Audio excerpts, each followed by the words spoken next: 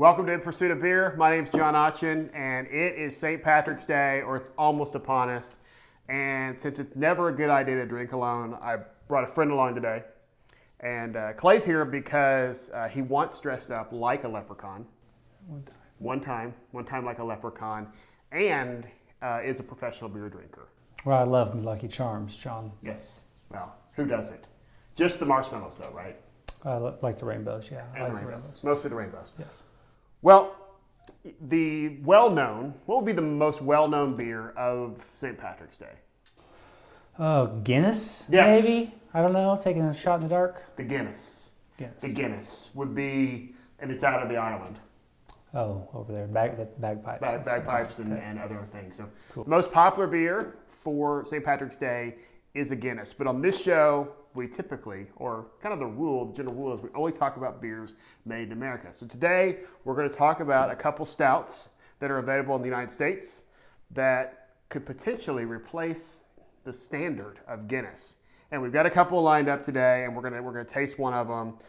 First up, I've got one that I really like out of Krebs, Oklahoma, from Choc. It's their winter stout, only available a couple of months out of the year, but definitely one worth checking out. Clay, why don't you pick one that you've got here and tell us a little bit about it? I'm going to have to go with my tried and true Flying Dog. It's the Oyster Stout. Proceeds from this are actually benefit the Chesapeake Bay Oyster Restoration, which I think is pretty cool. It is good. What else do I have to say? It's 5.5%. It's an oyster stout, so it's brewed with real oysters from the Three Rivers area. So that's pretty cool. You So can this kind is of out taste of a little bit that. Flying Dog Brewery out of Frederick, Maryland. Correct. I've actually been there. Great facility. Mm-hmm. Really enjoyed it. Good people there at Flying Dog, and a great oyster stout. So as you're kind of noticing that it's not just one stout. They're in with the Guinness, and we're going to refer to it as the definite article, the Guinness. With the Guinness, that is an Irish dry stout, and so we don't have that here today, but we do have other variants of some stouts. Another one I want to look at right here is from Sierra Nevada Brewery, and this one's out of Chico, California, and they just built a new brewery, or in the process of building a new brewery in North Carolina. Wow. As are a couple others. So they're growing, and this is just their stout, so definitely wanted to check out there. John, who else is expanding their brewing capacity? New Belgium, out of Colorado as well, and then another Longmont brewery. We're going to talk about Lefthand here in a second, but Dale's. Well, really? It's Oscar Blues, who makes the most amazing Dale's Pale Ale, is also expanding to North Carolina. They're in the Asheville area. Something's going on over there. Yeah, I don't know. I don't know why they didn't choose to come right here in the middle of the planet. Go either way, either direction. No, they said no, we're going east and west. I don't know what's going on. So why don't you tell us a little about the Great Divide? Great Divide, we have the Yeti Stout. Which is good. It's just the Yeti Stout. It's the Yeti Imperial Stout.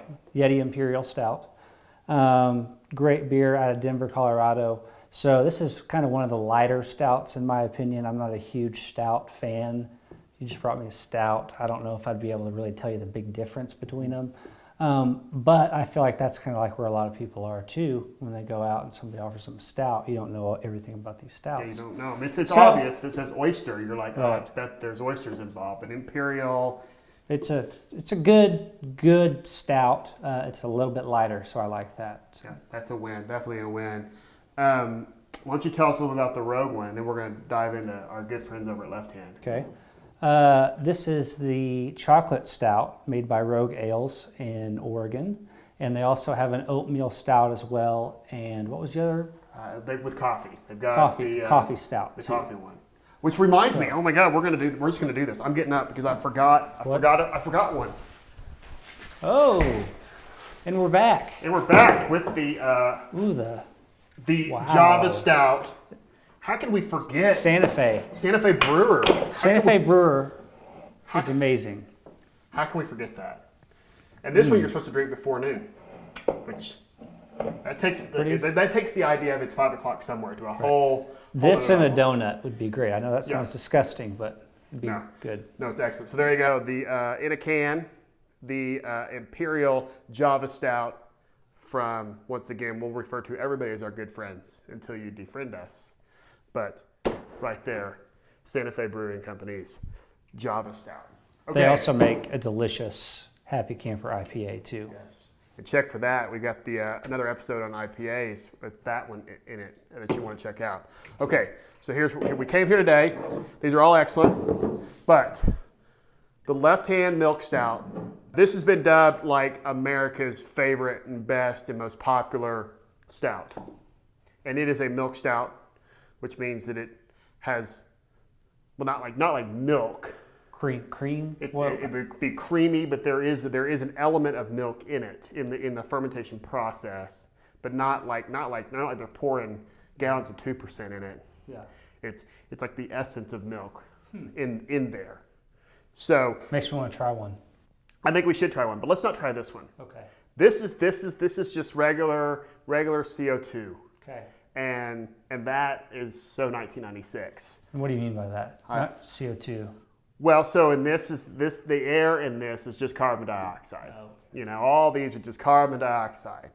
But what you're probably used to when you drink a Guinness is that it's on nitro.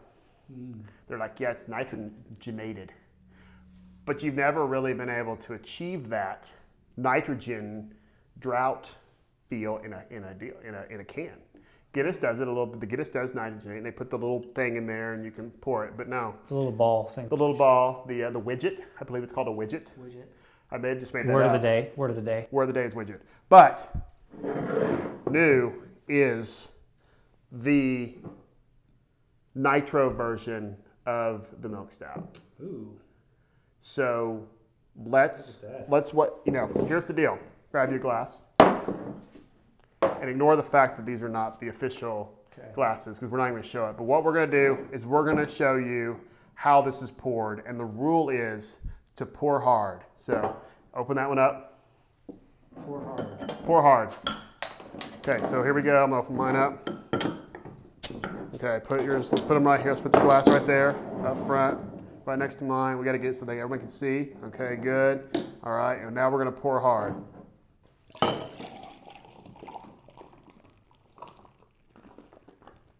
Oh God. What are you doing with it, putting it in there? Look at that. Putting it in there. You don't have to make this dirty. Oh. No. Just let it sit. Oh. Yeah, it's like if you were doing a Guinness. So what just happened there? Why do we have to pour it hard? Well, according to the folks at Lefthand, this is a specially designed bottle, and it doesn't have the widget in it like that would be in the Guinness. Okay. And so by pouring hard, you're causing the nitrogen to be released because the nitrogen is introduced throughout the entire process when they're making the beer. It's not like they inject a little in there when they're bottling it. It's the whole process from making the beer to bottling. And so you have to release the nitrogen and you have to disrupt it a little bit to release it. If you'll notice when you go to the bar sometimes on the beers that are on nitro is that there's a little funnel device, a black device there, and that is causing that disruption, forcing some turbulence, if you will, into the beer to release the nitrogen. Okay, you ready? Should we give it a try? I think so. Cilantro, is that the word? Cilantro. I don't know, cilantro.